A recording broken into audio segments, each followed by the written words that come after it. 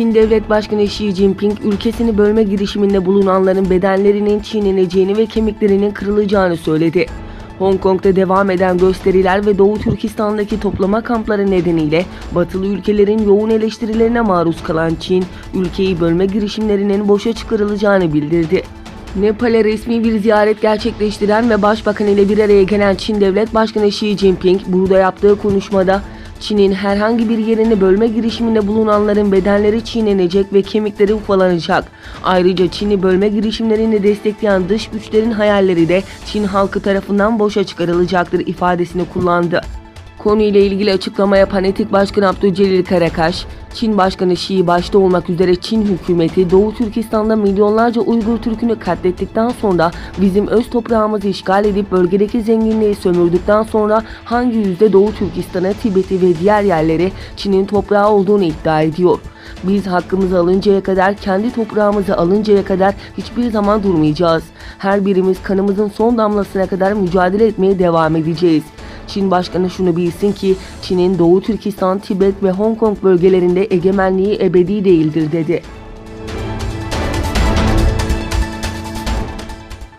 Hong Kong idari bölgesinde hafta sonu düzenlenen hükümet karşıtı protestolar sırasında bölgede uygulanan maske takma yasağını ihlal etme ve taşkınlıkla suçlanan 201 kişinin gözaltına alındığı bildirildi. Hong Kong polisinden yapılan açıklamada hiçbir şiddet eylemine hoşgörü gösterilmeyeceği yinelenerek polis isyancıların kanun ve nizamı tamamen göz ardı eden şiddet içerikli ve vandalca eylemlerine sert bir şekilde kınıyor ifadesine yer verildi.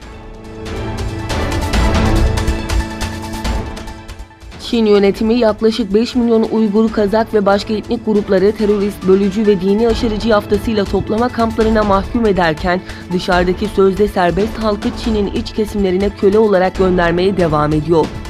Gelen son bilgilere göre bu sene Eylül ayına kadar Doğu Türkistan'ın Kaşgar, Hoten, Aksu ve Artuş bölgelerinden toplam 245 bin kişiyi transferle istihdam etmek adı altında yürütülen uygulamayla ucuz iş gücü olarak Çin'e taşıyıp köle yerine çalıştırıldığı bildirildi. Buna karşın geçtiğimiz hafta ABD hükümeti ceza kamplarındaki ve dışarıdaki Uygur Türklerini köle gibi zorla çalıştıran 8 Çinli şirketi kara listeye almıştı. Almanya, Suriye'deki Alman vatandaşı DAEŞ'li teröristlerin ülkeye dönmelerine sıcak bakmıyor. Almanya İçişleri Bakanlığı Sözcüsü Steve Walter, Alman vatandaşı DAEŞ teröristlerinin alımına ilişkin genel bir alınma olmaz ancak her duruma ayrı ayrı karar verilmesi lazım dedi.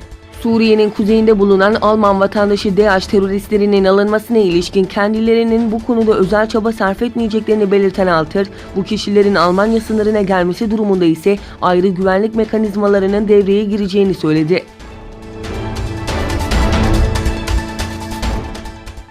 Türkiye'nin yürüttüğü Barış Pınarı Harekatı için son dakika açıklaması yapan NATO Genel Sekreteri Jens Stoltenberg, bölgedeki gerginliği daha da arttırma riski var ifadesini kullandı.